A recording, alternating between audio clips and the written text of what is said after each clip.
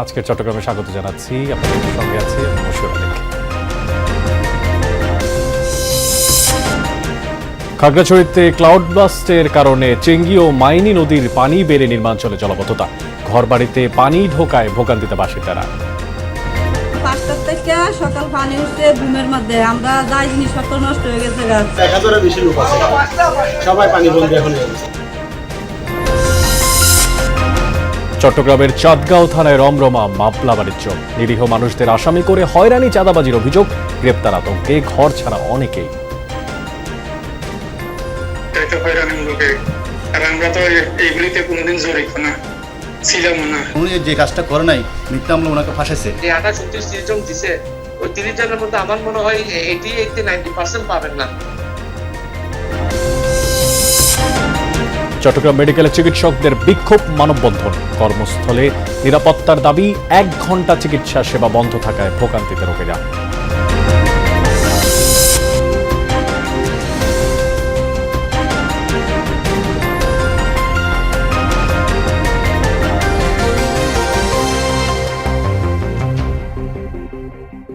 দর্শক সবাইকে আমন্ত্রণ জানাচ্ছি আজকের চট্টগ্রামে। আপনাদের সাথে আছি আমি মশিউর অনেক। এতক্ষণ দেখছিলেন শিরোনাম, এবার বিস্তারিত। ক্লাউড ব্লাস্টে বা মেঘ বিস্ফোরণের কারণে প্রবল বৃষ্টিতে তলিয়েছে খাগড়াছড়ির বিস্তীর্ণ অঞ্চল। চেঙ্গি ও মাইনি নদীর পানি বেড়ে বিপদসীমার ওপর দিয়ে প্রবাহিত হয়, ডুবে যায় ঘরবাড়ি, সড়ক। জলাবদ্ধতায় চরম ভোগান্তিতে পড়েন পানিবন্দী মানুষ। দীঘিনালা সড়কে পাহাড় ধসে কয়েক ঘন্টা বন্ধ থাকে যান চলাচল।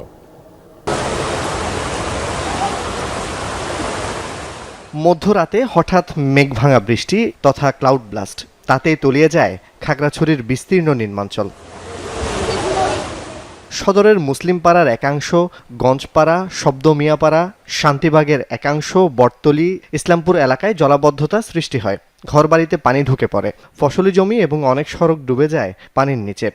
বৃষ্টি এসে আর আনকা মানুষের যাবার কোনো রাস্তা নাই, কিছু নাই। মানুষের ঘর দুয়ার লইয়া টানাটানি, গরু ছাড়া লইয়া টানাটানি। ঘর বাড়ি বেশি নিচ্ছে, আমরা হঠাৎ করে বলতে পারি না, এরকম বন্যা চলে আসছে যে আমাদের। ঘুমের থেকে ওঠার পরে দেখতেছে খালে পানি, তারপরে একটু আধা ঘন্টা 1 ঘন্টার মধ্যে পুরো রাস্তায় উঠে গেল। খালের পাশে বাসা, ওগুলো কম সমান পানি আছে, যেগুলো একটু ভিতরে, ওগুলো হাঁটু সমান পানি আছে আমাদের ঘরের ভিতরে। পানি উঠছে বুমের মধ্যে, আমরা যাই জিনিসপত্র নষ্ট হয়ে গেছে, গাছ গুছাইতে পারি নাই। টানা কয়েক ঘন্টার বৃষ্টিতে চেঙ্গি ও মাইনি নদী সহ আশপাশের ছড়া ও খালের পানি বেড়ে প্লাবিত হয় নদী তীরবর্তী নিচু এলাকা। চলাচলে চরম ভোগান্তিতে পড়েন এলাকার মানুষ। রাস্তার উপরে পানি উঠছে, যে 5 ফুট পানি উঠছে। আমরা এখন অতি দুর্যোগের মধ্যে পড়ে আছি। প্রায় 1000-এর বেশি লোক আছে, সবাই পানি বন্দি এখন হয়ে গেছে। পানির জন্য তো আমরা বাঁচতে পারি না। আমাদের এলাকাটা হচ্ছে খুব নিচু এলাকা। বউ বাচ্চা নিয়ে অনেক কষ্ট আছি, পানি নিয়ে মাল সামানা তো সামলাইতে পারি না, নিজেরাই অনেক হরাই নিয়েছে। এখন কিভাবে খাওয়া দাওয়া নাই সকাল থেকে। দীঘিনালার 8 মাইল নামক স্থানে পাহাড় ধসে যানবাহন চলাচল বন্ধ থাকে কয়েক ঘন্টা। ফায়ার সার্ভিস ও স্থানীয়রা সড়কের মাটি সরালে যান চলাচল স্বাভাবিক হয়। জলাবদ্ধ এলাকা পরিদর্শন করেছেন জেলা প্রশাসক, পৌর প্রশাসক সহ প্রশাসনের কর্মকর্তারা। ভুক্তভোগীদের সহায়তার আশ্বাস দেন তারা। অনুমোদন পাওয়ার পরে আমাদের এই খালের খননের কাজ শুরু হবে। আশা করি আমাদের সদরে বেশ কিছু খালের কাজ আছে, খালগুলো খনন হলে আমাদের এই বন্যার যে দুর্ভোগ সেটা অনেকটা কমে যাবে। প্রতিটি ক্ষেত্রে আমরা খবর নিচ্ছি, আমরা নিজেরা যাচ্ছি, যাওয়ার পরে যারা ক্ষতিগ্রস্ত হয়েছে তাদের জন্য প্রয়োজনীয় সকল সহযোগিতা প্রশাসনের পক্ষ থেকে আমাদের রয়েছে। অবশ্য বেলা গড়ার সাথে সাথে ঘরবাড়ি ও সড়ক থেকে পানি নামতে শুরু করে। জুবায়েত ইবনে শাহাদাত, যমুনা নিউজ। দর্শক, এ বিষয়ে আরও তথ্যপত্র জানাতে খাগড়াছড়ি থেকে এই মুহূর্তে আমাদের সঙ্গে যুক্ত করে নিচ্ছি সহকর্মী শাহরিয়ার ইউনুসকে। শাহরিয়ার, জলাবদ্ধতা এলাকাগুলোর চিত্রগুলো দেখছিলাম, জানতে চাই এখনও কি সে একই পরিস্থিতি বিদ্যমান কিনা? অনেক জলাবদ্ধতার পরিস্থিতির বেশ উন্নতি হয়েছে জেলা সদরে, সেটা আমরা দেখতে পেয়েছি। আমি যেখানটায় দাঁড়িয়ে খাগড়াছড়ির চিত্র বলছিলাম বা জানানোর চেষ্টা করছি, সেই জায়গাটি সকাল থেকেই কোমর সমান, কোথাও কোথাও বুক সমান পানি ডিঙিয়ে মানুষজন চলাফেরা করতে হয়েছে, সেটা আমরা দেখানোর চেষ্টা করছি এবং আপনি একটু আগে ফুটেজেও দেখতে পাচ্ছিলেন। ঠিক এই মুহূর্তে যদি বলি তাহলে আমার পেছনের যেই সবজি ক্ষেত, দোকানপাট, ব্যবসা প্রতিষ্ঠান দেখতে পাচ্ছেন, ঘরবাড়ি দেখতে পাচ্ছেন, এগুলো সবগুলোই কিন্তু পানিতে ডুবেছিল। এবং আপনি দেখতে পাচ্ছেন এখন রাস্তাঘাট থেকে পানি নেমে গেছে, মানুষ বাসাবাড়িতে ফিরতে শুরু করেছে, দোকানপাট পরিষ্কার করে ব্যবসার অনুপযোগী করার চেষ্টা করছে এবং মানুষ বাসাবাড়িতে ঢুকে কিছুটা স্বস্তি পাচ্ছে, সেটা আমরা দেখতে পেয়েছি। তবে এখনও কিছুটা অপরিবর্তিত রয়েছে খাগড়াছড়ির দীঘিনালার মেরুংয়ের অবস্থা, অর্থাৎ মেরুংয়ের মাইনি তীরবর্তী সবচেয়ে যে নিচু এলাকাটি রয়েছে মেরুং ইউনিয়নের, সেই ইউনিয়নটিতে একেবারে ধরতে গেলে মানুষের বাসাবাড়ি, চলাচলের রাস্তা এবং সড়কে এখন পর্যন্ত পানি রয়েছে। এছাড়া দীঘিনালা উপজেলা সদর থেকে কবাখালী হয়ে সাজেক রোডের যে কয়েকটি এলাকা আছে সেখান থেকে সড়ক থেকে পানি নেমেছে, বাসাবাড়ি থেকে পানি নেমেছে। সাজেকের দীঘিনালা সাজেক রুটের বাগেরহাটের একটি স্থানে পানি রয়েছে, যার কারণে পর্যটক চলাচলে কিছুটা বিঘ্ন ঘটছে। এছাড়া যদি বলি তাহলে খাগড়াছড়ি জেলা সদরের মুসলিমপাড়ার একাংশ, গঞ্জপাড়া, শান্তিনগরের একাংশ, বাঙ্গালকাঠি, বটতলী সহ যে সকল এলাকা চেঙ্গি নদী তীরবর্তী কিংবা নিম্নাঞ্চল ছিল সেখান থেকে অনেকটা পানি নেমে গেছে। তবে একেবারেই পুরোপুরি যে পানি নামার কথা নদী ছড়াখাল থেকে সেটা এখন পর্যন্ত ওভাবে নেমে যায়নি। তবে দিনভর খুব রৌদ্রময় ছিল, রৌদ্রময় থাকার কারণে পানির নেমে গেছে বিভিন্ন স্থান থেকে। তবে সবচেয়ে বড় বিষয় হচ্ছে দীঘিনালার এই কয়েকটি স্থানে পানি থাকার কারণে এখন পর্যন্ত মানুষের ভোগান্তি আছে। তবে আমরা স্থানীয় প্রশাসন সূত্র জানতে পেরেছি ধীরে ধীরে পানি নামতে শুরু করেছে কোথাও কোথাও থেকে এবং সেখানে প্রশাসনের একটি তৎপরতা তারা রাখছেন। অনেক ধন্যবাদ আপনাকে আমাদের সঙ্গে যুক্ত থাকার জন্য। চট্টগ্রামের চান্দগাঁও থানায় রমরমা মামলা বাণিজ্য, নিরীহ মানুষদেরকে আসামি দেখিয়ে মিলছে একের পর এক হয়রানির অভিযোগ। ভুক্তভোগীরা বলছেন ঘর বাড়ি ও ব্যবসা প্রতিষ্ঠানে তল্লাশি চালাচ্ছে পুলিশ, বাবাকে না পেলে ছেলেকে খুঁজছে, টাকা দিতে না পারায় গ্রেপ্তার আতঙ্কে অনেকেই ঘর ছাড়া। প্রতিপক্ষকে ঘায়েল করতে পুলিশকে ব্যবহার করছে মামলাবাজ একটি চক্র। নগরীর বহদ্দারহাটে স্বজন সুপারমার্কেটের কাপড় ব্যবসায়ী হারুন দীর্ঘ প্রায় 1 মাস ধরে আত্মগোপনে দোকান চালান কর্মচারীরা। হারুন ও তার সহযোগীদের অভিযোগ 25 জুলাই বহদ্দারহাটে নিষিদ্ধ ঘোষিত আওয়ামী লীগ নেতাকর্মীরা মিছিলের চেষ্টা করলে পুলিশ ধাওয়া দিয়ে 13 জনকে গ্রেপ্তার করে। এই ঘটনায় 26 জুলাই চাঁদগাঁও থানায় সন্ত্রাস বিরোধী আইনে মামলা হয়। এই মামলায় 28 নম্বর আসামি করা হয় হারুনকে। তারপর থেকে তার বাড়ি ও ব্যবসা প্রতিষ্ঠানে হানা দিচ্ছে পুলিশ। তাকে না পেয়ে তার কলেজ পড়ুয়া ছেলেকে তুলে নেওয়ার চেষ্টা করলে সেও আত্মগোপন করে। পুলিশের ভয়ে চট্টগ্রাম ছেড়ে পালিয়ে বেড়াচ্ছেন বাপ ছেলে। আমরা তো এইগুলিতে কোনোদিন জড়িত না ছিলাম না। দোকানে যাই, দোকানে আসি, হয়রানিমূলক করতেছে, হয়তো আমাকে না পাইয়ে করতেছে জিঙ্গির মতো আমাকে না পাইয়ে ছেলেকে খুঁজতেছে, এটা একটা না এরকমই। উনি যে কাজটা করে নাই, মিথ্যা মামলা ওনাকে ফাঁসাইছে যতটুকু আমি জানি। তো উনি কিভাবে অ্যারেস্ট হবে বা কীভাবে ওনাকে পুলিশে ধরে নিয়ে যাবে, এই কারণে কি উনি দোকানে আসতেছে না, বাসায় যাচ্ছে না, কোনো বাড়ি থাকতেছে না। এখন বর্তমানে ফালাতক, পুলিশের ভয় আর কিছু না। ওই মার্কেটের ব্যবসায়ীরাও লিখিতভাবে পুলিশকে জানায় হারুন রাজনীতির সাথে জড়িত নন। বিএনপির নাম ভাঙিয়ে মামলাবাজ চক্র ও পুলিশ তাকে ও তার পরিবারকে হয়রানি করছে। উনি তো একজন ব্যবসায়ী মানুষ, উনি সকাল 10টার দিকে আসতো, রাত 10টার সময় চলে যেত। উনি কোনো রাজনীতির কিছু জড়িত ছিল না। এখন ইদানিং দেখতেছি কয়েকদিন ধরে পুলিশ আসতেছে, ওনাকে খুঁজতেছে। সেই পরবর্তী জানতে পারলাম ওনার কেন মামলা হয়েছে। উনি মামলার বয়ে উনি দোকানে আসতে পারতেছে না। বাপের বিরুদ্ধে মামলা হওয়ার কারণে তাহলে সরাসরি ছেলের বিরুদ্ধে কিছু না কিছু আক্রোশ মেটাতে পারে। এই বইয়ে এই ঝামেলার কারণে ঝামেলা এড়িয়ে থাকার জন্য উনি প্রতিষ্ঠানে এখন আসতেছে না, আসে নাই। শুধু এই ব্যবসায়ী নন, বহদ্দারহাট ও চাঁদগাঁও এলাকার গিয়াসউদ্দিন, মইনু, ইকবাল সহ আরও অনেকে এই মামলা আতঙ্কে। মোটা অঙ্কের টাকার জন্য জড়িয়ে দেয়া হচ্ছে মিথ্যা মামলায়। টাকা দিলে 7 খুন মাপ, আর না দিলে ঘরবাড়ি ছেড়ে পালাতে হচ্ছে। ভুক্তভোগী অনেকে পুলিশের ভয়ে ক্যামেরার সামনে না আসলেও টেলিফোনে অভিযোগ করেন স্থানীয় সংসদ সদস্যের অনুসারী পরিচয়ে ওসমান, আব্দুর রহিম সহ কয়েকজন বিএনপি নেতা মামলা বাণিজ্যে লিপ্ত। তাদের প্রশ্রয় দিচ্ছেন চাঁদগাঁও থানার ভারপ্রাপ্ত কর্মকর্তা জসিমউদ্দিন, যাকে তাকে মিথ্যা মামলায় জড়িয়ে টাকা এবং তাদের ব্যবসা হাতিয়ে নেয়ার অপচেষ্টায় ক্ষোভ প্রকাশ করেন ভুক্তভোগীরা। কারণ আপনি যদি থানায় যান, আমার নামে কোনো রেপুটেশন পাবেন না, বা বাকি যারা আছে তাদের মতো অনেকেরই পাবেন না, মানে ম্যাক্সিমামে পাবেন না। যে 28-29 জন দিছে ওই 30 জনের মধ্যে আমার মনে হয় 80-90% পাবেন না। ওসি করতে পারে, প্রশাসন করতে পারে, বা আমার যারা সরকারি দলের পক্ষের মানুষ আছে তারাও করতে পারে, হয়রানিমূলক করতে পারে না। এখন তো ভাই নিরীহ মানুষদেরকে সবচেয়ে বেশি হয়রানি করতেছে এখন। এই বিষয়ে জানতে চাঁদগাঁও থানায় গিয়ে পাওয়া যায়নি ওসি জসিমকে। তবে সিএমপির উপ পুলিশ কমিশনার জানান, তথ্য প্রমাণ সহ লিখিত অভিযোগ পেলে ব্যবস্থা নেওয়া হবে। এই ধরনের কারো অভিযোগ থাকে তাহলে সবচেয়ে বড় প্রতিকার পাওয়ার জায়গা হচ্ছে অফিসিয়ালি অভিযোগ দায়ের করা। নির্দিষ্ট তথ্য প্রমাণ সহ অফিসিয়ালি অভিযোগ দায়ের করলে, এটা তো আপনি জানেন যে দপ্তরের যে প্রসিডিউর, কাউকে যদি শাস্তি দিতে চাই বা জবাবদিহির আনতে চাই, তাহলে এভিডেন্স বেসড অভিযোগটা হলে সবচেয়ে কার্যকরী পন্থা। শহীদুল সুমন, যমুনা নিউজ, চট্টগ্রাম। চিকিৎসক নিপীড়নের প্রতিবাদে চট্টগ্রামে মানববন্ধন ও বিক্ষোভ করেছেন সরকারি চিকিৎসকরা। চট্টগ্রাম মেডিকেলের সামনে এই কর্মসূচি থেকে তারা হামলাকারীদের বিচার, সুরক্ষা নীতিমালা প্রণয়ন ও কর্মস্থলে নিরাপত্তার দাবি জানান। এই কর্মসূচির কারণে চট্টগ্রাম মেডিকেল কলেজ হাসপাতালে 1 ঘন্টা চিকিৎসা সেবা বন্ধ ছিল। দুপুরে চট্টগ্রাম মেডিকেল কলেজের প্রধান ফটকে জড়ো হয়ে মানববন্ধন ও প্রতিবাদ সমাবেশ করেন চিকিৎসকরা। ঢাকা মেডিকেল কলেজের নাক কান গলা বিভাগের বিভাগীয় প্রধান ডাক্তার আসাদুর রহমানের উপর হামলায় ক্ষোভ প্রকাশ করেন তারা। হামলাকারীদের চিহ্নিত করে দ্রুত গ্রেপ্তারের পাশাপাশি স্বাস্থ্য সুরক্ষা আইন প্রণয়নে সরকারের কার্যকর পদক্ষেপ কামনা করেন চিকিৎসকরা। যে সময়টা আমাদের নষ্ট হচ্ছে, এই সময়টা আমরা কাজে লাগাই।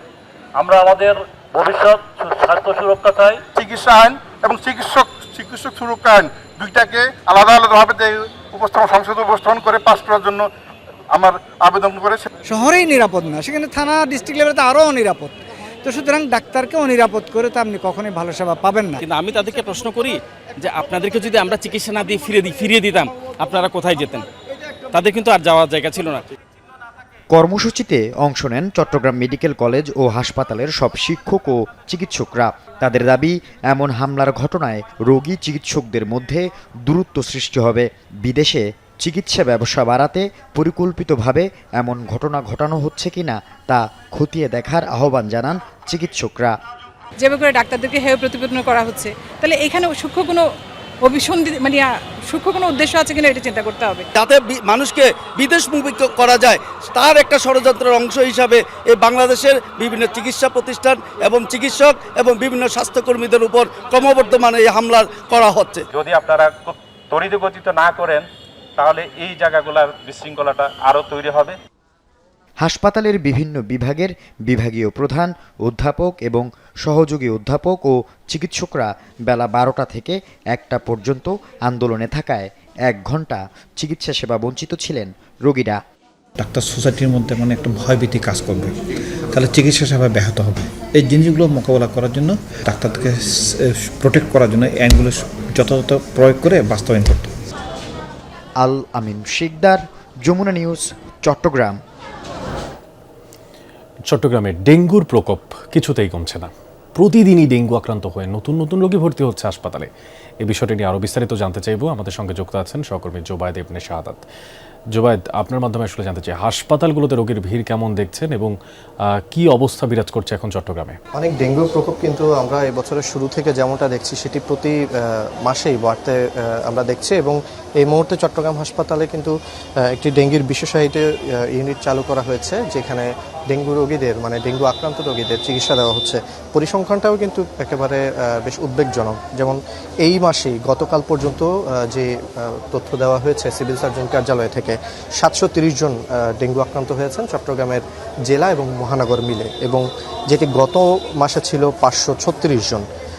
সেই হিসেবে এখন পর্যন্ত যে তথ্য আমরা পেয়েছি সিভিল সার্জন কার্যালয় থেকে, গতকাল পর্যন্ত সর্বশেষ তথ্যতে 1564 জন ডেঙ্গু আক্রান্ত হয়েছেন। 3 জনের মৃত্যু হয়েছে, যার মধ্যে 2 জনের মৃত্যু হয়েছে উপজেলাতে এবং 1 জনের মহানগরে।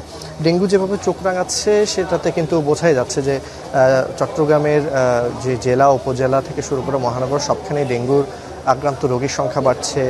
বেসরকারি হাসপাতালগুলোতেও কিন্তু ডেঙ্গু আক্রান্তরা ভিড় করছেন। যারা সরকারি হাসপাতালে জায়গা পাচ্ছেন না, তারা কিন্তু নিজের মতো করে অন্যান্য যে হাসপাতালগুলো আছে, জেনারেল হাসপাতাল আছে, সেসব জায়গায় তারা চিকিৎসার জন্য ভর্তি হচ্ছেন। চিকিৎসকের শরণাপন্ন হচ্ছেন অনেকেই। তারা চিকিৎসকের কাছে জানতে চাইছেন কেন এটি বাড়ছে এবং এটি প্রতিকারের উপায় কি। প্রতিকারের উপায় হচ্ছে সচেতন থাকতে হবে, নিজের আঙিনা বা আশপাশে যে এলাকা আছে সেগুলো পরিষ্কার রাখতে হবে এবং যখনই ডেঙ্গুর কোনো লক্ষণ দেখা দেবে তখনই সাথে সাথে চিকিৎসকের শরণাপন্ন হয়ে এই চিকিৎসাটা করতে হবে। এর আগে কিছু প্রিকশন আছে, মশারি ব্যবহার করা, যারা আশেপাশে বিভিন্ন ঝোপঝাড় বা এমন কিছু ময়লা আবর্জনা থাকে এমন জায়গায় কিন্তু ডেঙ্গুটা একটু ডেঙ্গু যে এডিস মশা সেটি কিন্তু প্রকোপ থাকে, পাশাপাশি পানি জমে থাকলে সেগুলো যাতে পরিষ্কার হয়। মোটামুটি চট্টগ্রাম সিটি কর্পোরেশন এবং জেলার উদ্যোগে যে প্রশাসনের উদ্যোগে যে পরিচ্ছন্নতা কার্যক্রম রাখা হচ্ছে সেটার পাশাপাশি নিজেদের থেকেও প্রস্তুত থাকতে হবে বা পরিচ্ছন্ন থাকতে হবে, এমনটাই তারা বলছেন। অনেক নিজেদের থেকেও আসলে পরিচ্ছন্নতা এবং প্রস্তুত থাকতে হবে। জুবাই, ধন্যবাদ আপনাকে আমাদের সঙ্গে যুক্ত থাকার জন্য। দর্শক, রাঙামাটিতে অভিযান চালিয়ে ইয়াবা সহ 2 মাদক কারবারিকে গ্রেফতার করেছে পুলিশ। দুপুরে রাঙামাটি শহরের বনরূপা বাজার এলাকায় অভিযান চালিয়ে তাদের গ্রেফতার করা হয়। গ্রেফতারকৃতরা হলেন মোহাম্মদ পারভেজ মোশাররফ, মোহাম্মদ আবু সাইদ। পুলিশ জানায় গোপন সংবাদের ভিত্তিতে পুলিশের একটি দল বনরূপা বাজার এলাকায় বিশেষ অভিযান পরিচালনা করে। আর এই সময় 5 শতাধিক ইয়াবা সহ গ্রেফতার করা হয় 2 জনকে। তাদের বিরুদ্ধে আইনি ব্যবস্থা নেওয়া হচ্ছে বলে জানায় পুলিশ। বাল্যবিবাহ সমাজের জন্য একটা ব্যাধি। কক্সবাজারে উখিয়ায় বাল্যবিয়ে প্রতিরোধ বিষয়ে সচেতনমূলক সুধী সমাবেশ অনুষ্ঠিত হয়েছে। সকালে উপজেলা চত্বরে প্রশাসন ও বাল্যবিবাহ প্রতিরোধ কমিটির আয়োজনে সচেতনতামূলক এই সুধী সমাবেশ অনুষ্ঠিত হয়। প্রধান অতিথির বক্তব্যে স্থানীয় সংসদ সদস্য শাহজাহান চৌধুরী বলেন, নিজের ঘর থেকে বাল্যবিয়ের বিরুদ্ধে সচেতনতা তৈরি করতে হবে। পরিবার সচেতন ও সোচ্চার থাকলে বাল্যবিয়ে মুক্ত সমাজ ও দেশ গড়া সম্ভব বলে মনে করেন তিনি। বাল্যবিয়ে প্রতিরোধে প্রশাসনকে ভূমিকা রাখারও আহ্বান জানান শাহজাহান চৌধুরী।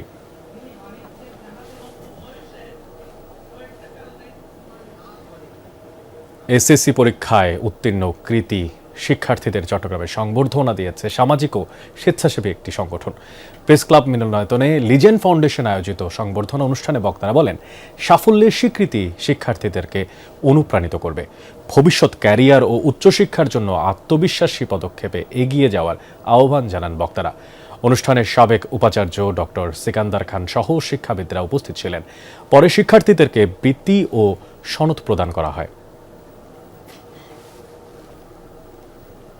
গীতা ও নৈতিক শিক্ষা পরীক্ষার বার্ষিক পুরস্কার ও সনদ প্রদান অনুষ্ঠিত হয়েছে চট্টগ্রামে। এই উপলক্ষে জেলা পরিষদ মিলনায়তনে বাংলাদেশ গীতা শিক্ষা কমিটি উত্তর জেলা সংসদ আয়োজিত অনুষ্ঠানে বক্তারা বলেন, আদর্শ জীবন গঠনে গীতা শিক্ষার ভূমিকা অপরিসীম। বর্ণ বৈষম্যহীন সমাজ বিনির্মাণে গীতা শিক্ষার বিকল্প নেই বলে মন্তব্য করেন তারা। অনুষ্ঠানে সংগঠনের কেন্দ্রীয় উপদেষ্টা, সভাপতি, সাধারণ সম্পাদক সহ আরও অনেকেই বক্তব্য রাখেন। পরে গীতি নাট্য পরিবেশিত হয়। সুবিধাবঞ্চিতদের চিকিৎসা সেবায় ফ্রি মেডিকেল ক্যাম্প ও ঔষধ বিতরণ কর্মসূচি অনুষ্ঠিত হয়েছে চট্টগ্রামের কর্ণফুলীতে।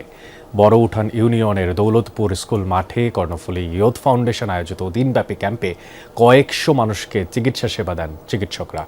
পরে রোগীদের মধ্যে বিনামূল্যে বিতরণ করা হয় ঔষধ। সমাজের পিছিয়ে পড়া মানুষের পাশে দাঁড়াতে এই আয়োজন বলে জানান উদ্যোক্তারা। আর এই সময় ফাউন্ডেশনের সভাপতি মোহাম্মদ ইয়াসিন সহ অনেকেই উপস্থিত ছিলেন। পবিত্র ঈদে মিলাদুন্নবী উপলক্ষে বর্ণাঢ্য জশ্নে জুলুস অনুষ্ঠিত হয়েছে চট্টগ্রামের বিভিন্ন স্থানে। বিশেষ করে নৌপথে ব্যতিক্রমী জুলুস নজর কাড়ে সবার। শত শত নৌযান নিয়ে কর্ণফুলী নদীর সদরঘাট থেকে বের হয়ে জুলুসটি পুরাতন ব্রিজ 15 নম্বর ঘাট হয়ে কর্ণফুলী সেতুর নিচে গিয়ে শেষ হয়। দাওয়াতে ইসলামী বাংলাদেশ ইসলাম মহানগর আয়োজিত শোভাযাত্রায় পতাকা, ব্যানার, ফেস্টুন নিয়ে অংশ নেন ধর্মপ্রাণ মুসলমানরা। অনুষ্ঠিত হয় মিলাদ ও বিশেষ মোনাজাত। অন্যদিকে মাইজ ভান্ডারী আশকান সোসাইটির উদ্যোগে নিউ মার্কেট মোড় থেকে বের করা বর্ণাঢ্য যশনে জুলুস আশেপাশের সড়ক প্রদক্ষিণ করেন। পরে মিলাদ ও আলোচনা সভায় বিএনপি নেতা এবং আলেমরা বক্তব্য রাখেন।